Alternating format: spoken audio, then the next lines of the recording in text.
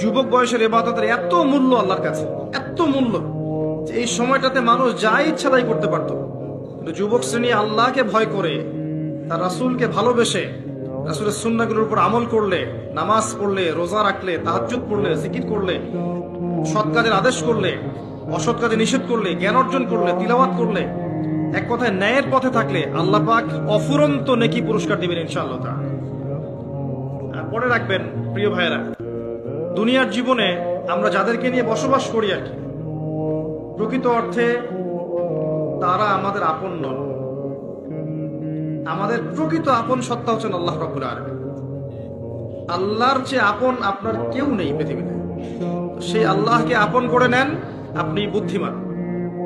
আল্লাহকে বাদ দিয়ে অন্য সব কিছুকে আপন করে নেবেন, আপনার মৌতের পরে আপনাকে এরা ভুলে যাবে। আপনার মৃত্যুর পরে এরা আপনাকে খুব বেশি